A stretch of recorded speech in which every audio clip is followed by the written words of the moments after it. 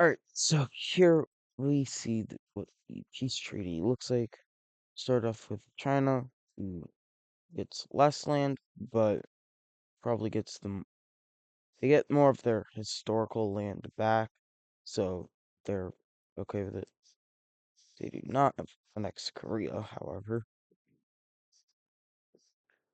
and that will mean that the rest of this land all goes over to Korea. They decide the Koreans have decided not to allow the Siberians to exist anymore, which could be good, could be bad for them. I don't know. The Siberians have been around for a long time. Alright. Well, now we move on from over there. Coming down here, little political update.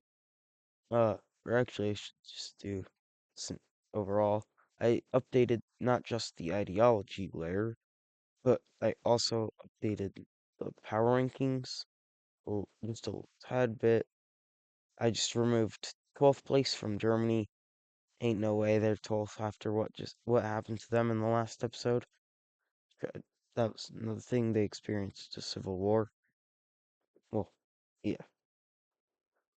Mm. But I did also update stability and technology. There were a couple spots, like over here, for example, that I had kind of missed initially. Right over here, you can really see it changes a bit. But let's talk about these guys. On the religion map, you see this country has the island survivor religion. And well, it turns out countries with said religion tend to uh or countries that are more based off it, I should say, tend to really enforce this religion. And if you don't get what I'm saying yet, pretty much they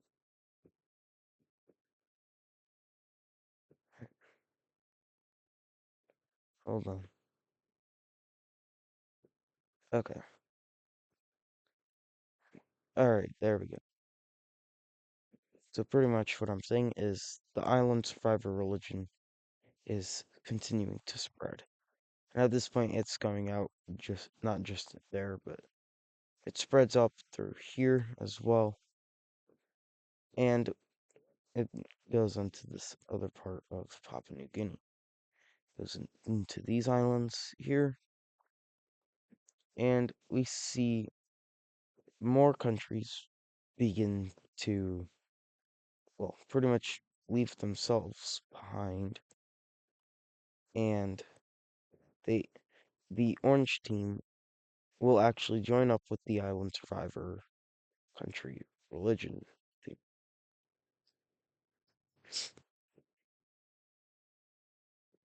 Alright, so we see we see this small little thing start branching out, but it doesn't just do this out here. No.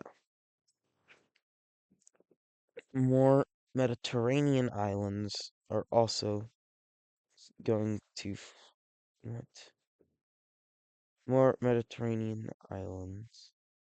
What the heck is going on?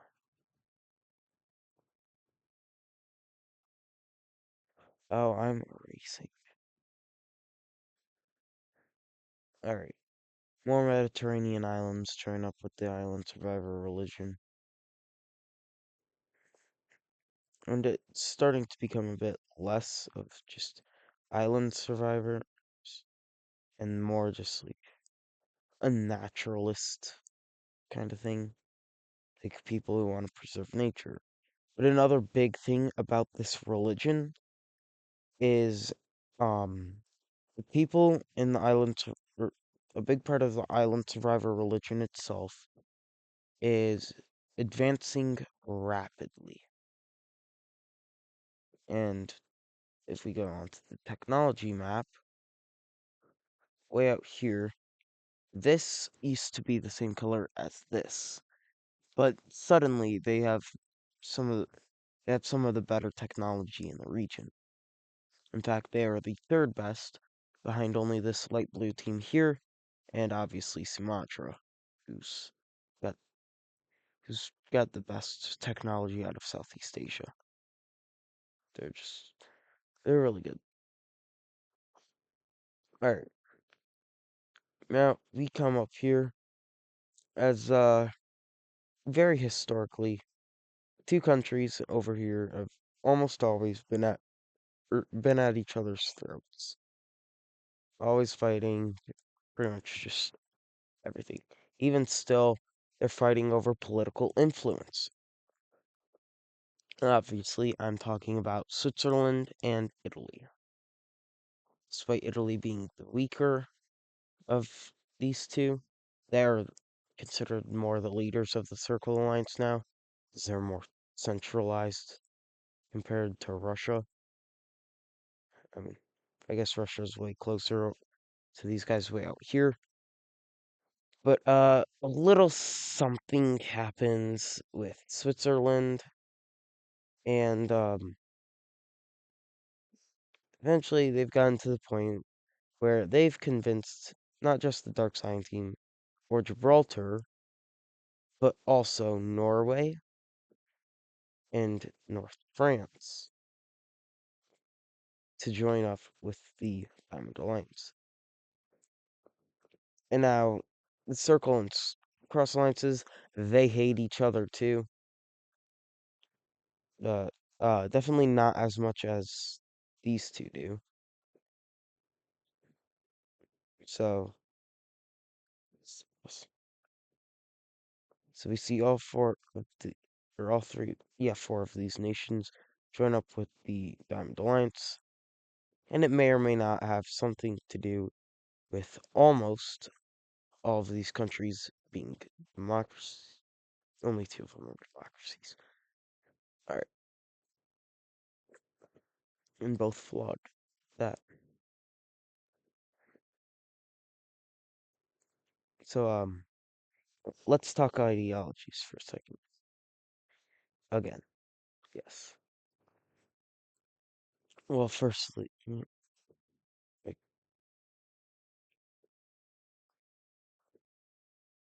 all right.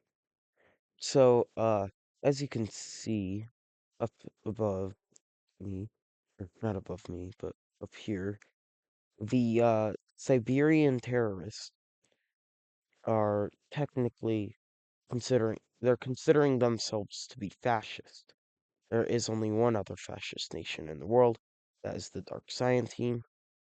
There are also two communist nations in the world, being Galicia and the Dutch. But um, well, you should if if you don't know this, then you probably shouldn't. Or well, you probably should know this, but commies and fascists don't like each other. That's especially seen with these two, who have absolutely hated each other since the Dark Science team formed. Galicia formed before them. So that's the big reason they hate each other. They just always have. There isn't actually a clear reason. But tensions out here are getting to brew quite a lot. And by quite a lot, I mean Switzerland declares war on Italy. And this especially is the first the first large or the first major war. Like this is two pretty small regional alliances going to war. but Switzerland, being the stronger power, will easily invade into Italy, especially with extra forces coming from down south. As we see, Gibraltar makes a landing on Sardinia, moves up and takes Corsica, as well as taking over Sicily. Of course, this is with the help of their best friend, which is Dark Scientine, despite them being fascist versus democracy. Or there might be a little something going on here. But pretty easily, right after right after Italy falls, we see just all of Western European troops, other than three nations, all of these troops are just storming up north.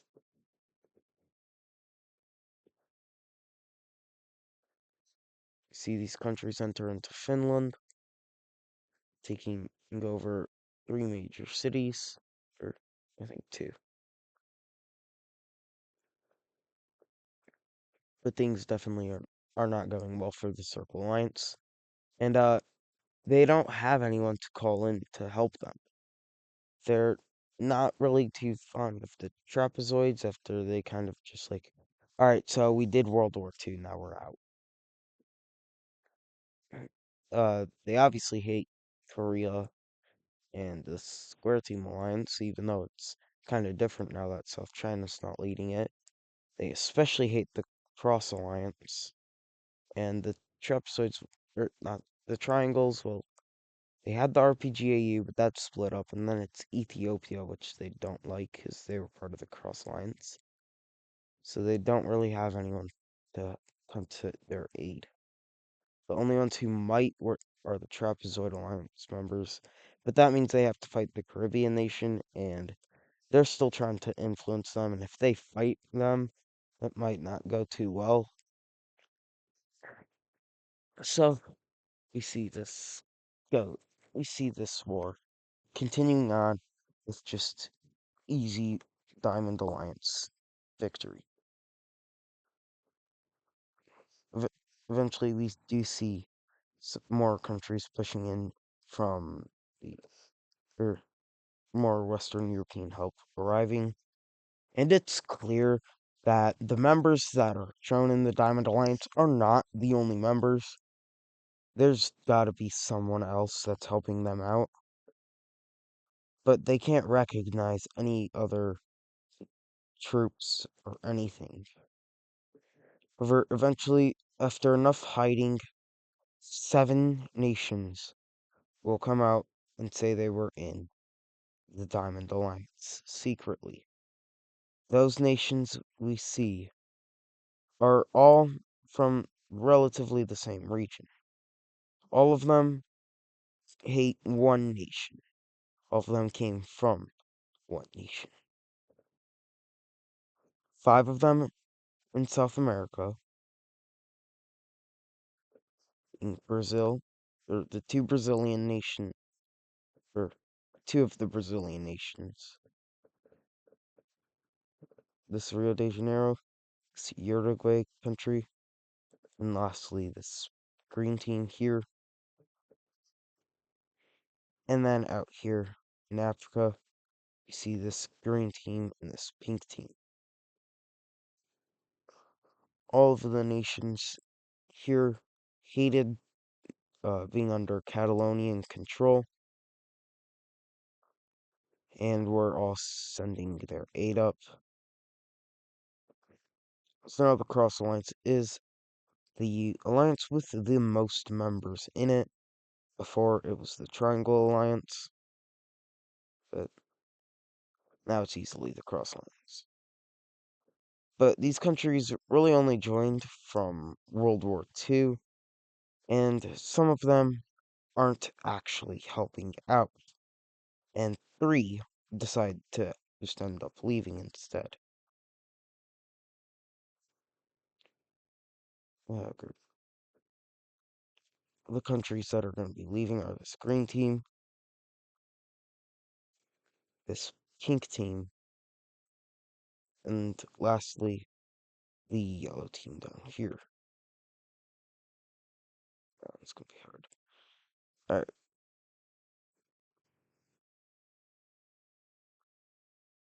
so I'm just gonna do something real quick. Alright, so all of these countries joined this war, and or some of these countries joined this war to help out the Diamond Alliance, while some ended up just leaving once this war broke out, as most of those countries don't want to just have to send their aid over.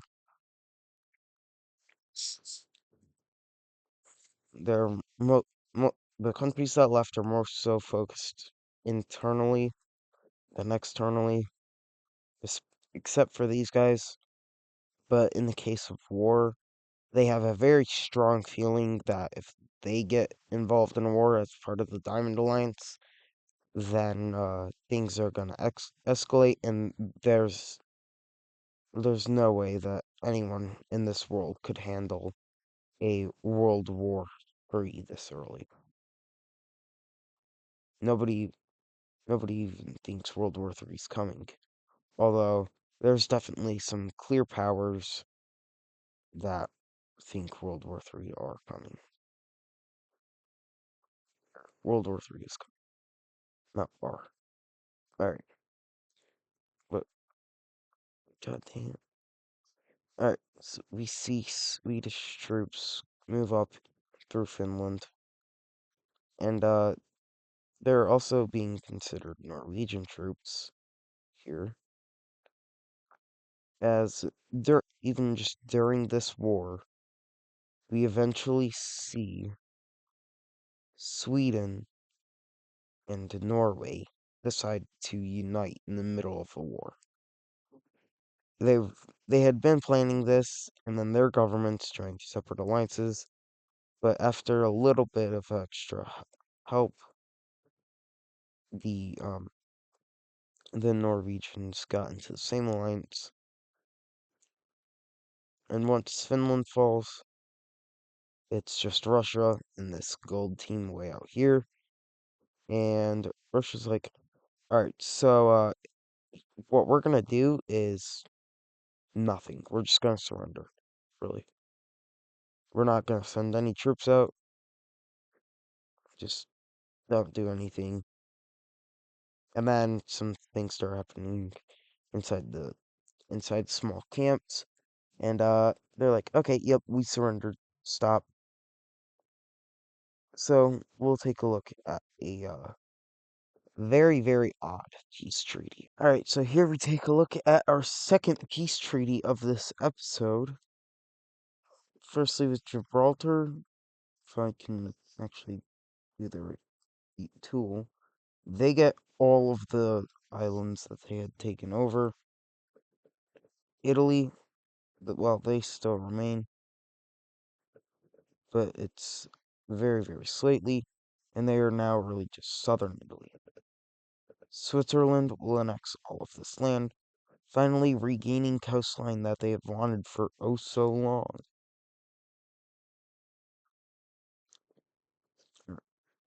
And lastly, here we see a relatively old country, hasn't existed for almost 10 episodes. Rome will come back, and we'll the two new capitals down. Alright, so Rome will use this city as their capital again, and then the South Italians will use that major city, and uh, all of the countries, or I said kind of weird, because part of this is countries, or all of the Circle Alliance members, well, one, had to leave the Circle Alliance, and or join the Diamond Alliance. And especially with the gold team for wanting protection from the Great Empire, they will definitely they're the first ones that accepted the Diamond Alliance offer, and the only Circle Alliance nation that does not join is going to be Italy. Let's go to the last part of the peace treaty, as this land up here, well, most of it goes over to the Finnish nation.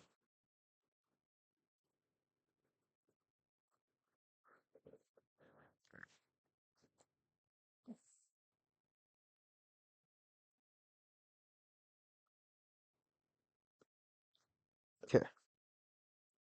As for with Russia, Switzerland tells the Baltic nation, it's like, we know that you really want all this land, especially this one little island right there, but we're gonna just give you that island,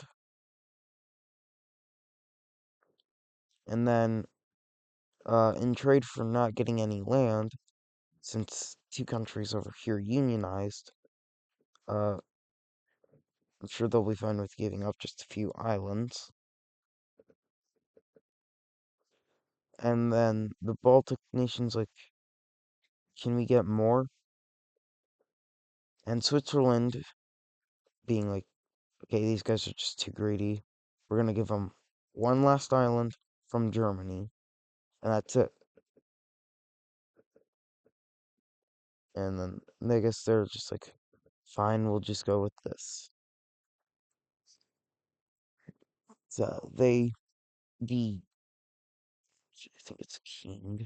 Yeah, the king of their country is like, we're kind of expansionist. Our old friend is gone. They were close with Crimea until Crimea joined the Great Empire. But we come back down to here just for one last thing. As tensions continue to escalate, we actually see one thing that actually slows the tensions down just a little bit. And that's only even just between three nations. And of course, I'm talking about the 6-point star economic alliance, as these two countries here join. However, they're not the only ones, as now with the RPGAU gone, countries over here are kind of in need of economic aid, or most countries at least. So almost all of them join with the 6-point star alliance, economic alliance. However, some that don't actually directly border, or some of the landlocked nations up in the north, will decide not to join. However, it doesn't just go over there, as many countries that were once in this alliance will rejoin it, and this will once again bring economic growth across the Indian Ocean.